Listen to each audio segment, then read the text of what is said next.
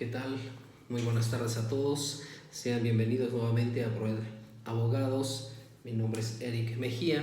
El día de hoy vamos a platicar acerca de los 10 errores comunes que se tienen en las audiencias en el sistema penal acusatorio. Puede ser la audiencia inicial, la audiencia intermedia, la audiencia de juicio, pero van a ser los 10 errores comunes que comete tanto, en este caso hablaremos de nosotros, de los defensores.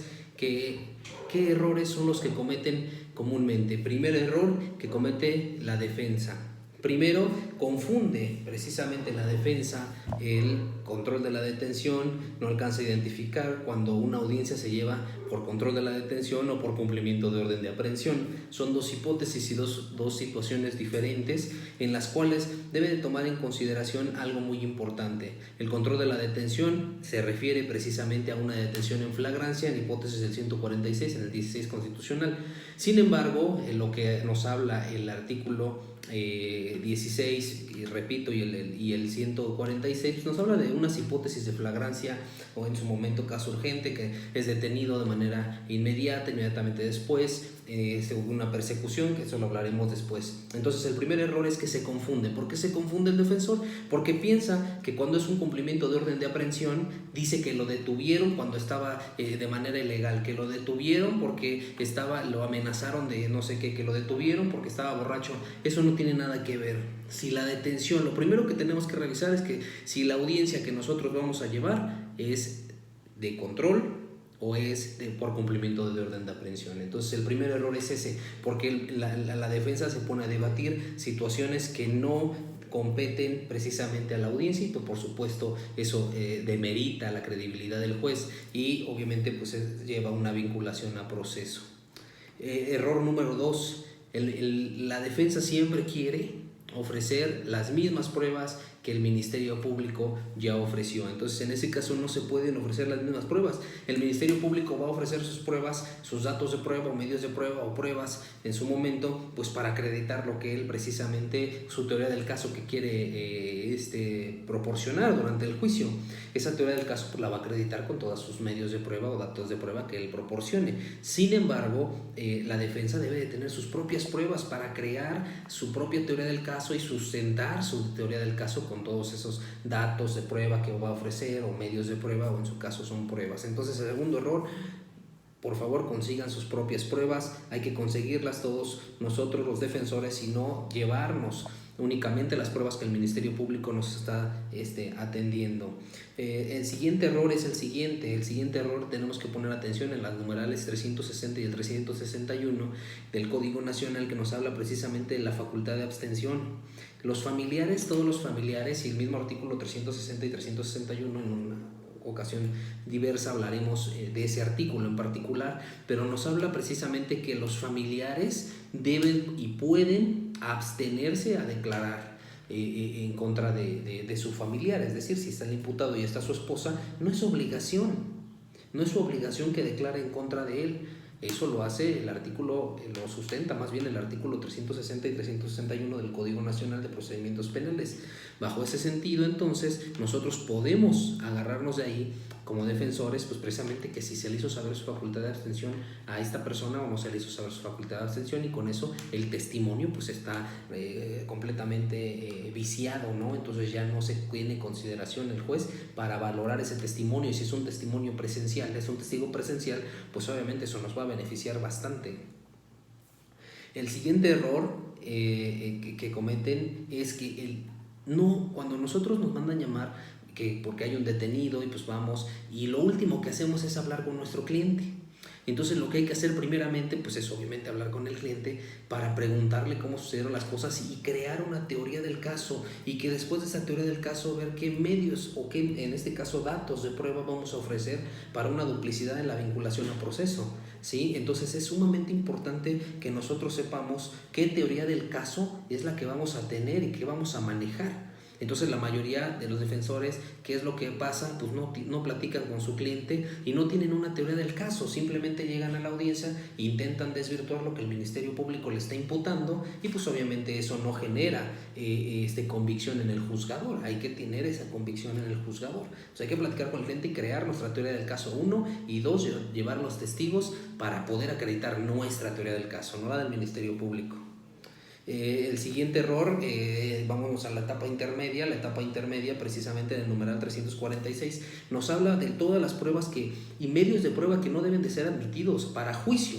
Entonces, uno de ellos es que la prueba sea sobreabundante. Hay que poner mucha atención cuando el Ministerio Público esté ofreciendo sus medios de prueba. Pues obviamente, si son 2 primeros respondientes, pues tenemos que quitar un respondiente. ¿Para qué? Porque es sobreabundante. Entonces podemos tumbarle un respondiente, o 2 paramédicos, o dos testigos. Es el hermano y la hermana, pues si vieron lo mismo, pues es sobreabundante, ¿no?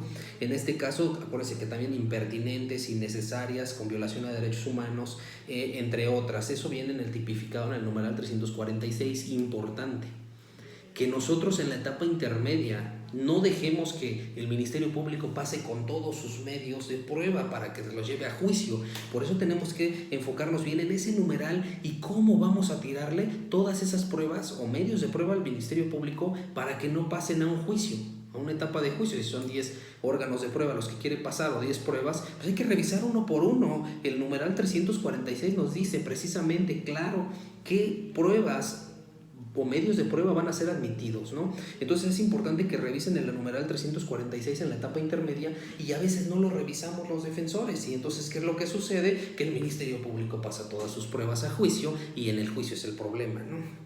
Otro error que también precisamente tenemos son con los alegatos de apertura. Los alegatos de apertura, acuérdense que es una promesa que hace la defensa y que debe de cumplir durante el desarrollo de un juicio.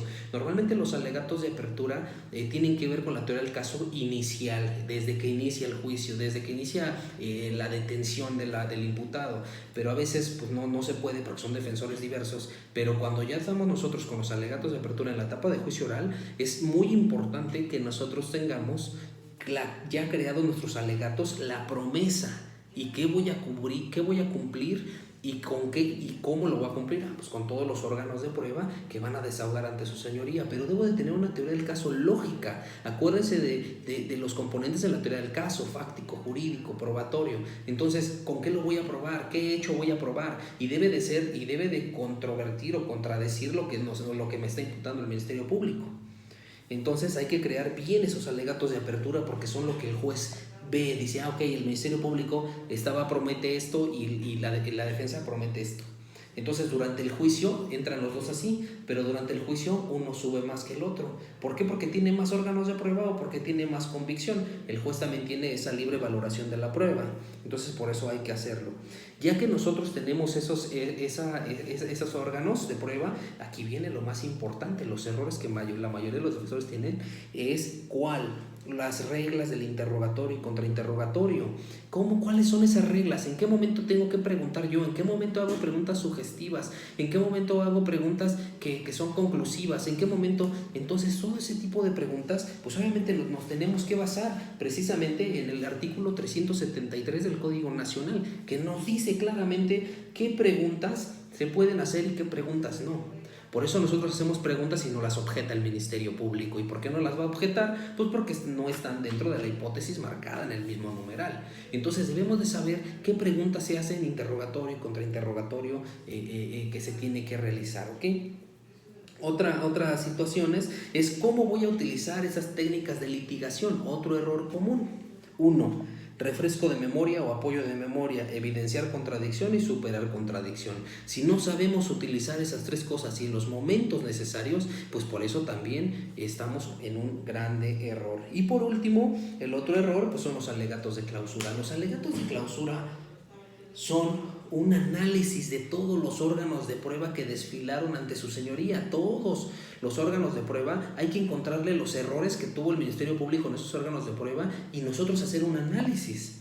Y entonces decir, su señoría no le asiste la razón en su teoría del caso al Ministerio Público por esto, porque el primer respondiente dijo esto y no coincide con esto, y al hacerle preguntas de esta defensa no pudo contestar esto, y entonces se robustece con todos mis órganos de prueba, porque los órganos de prueba de esta defensa refirió de manera coincidente y circunstancial lo siguiente.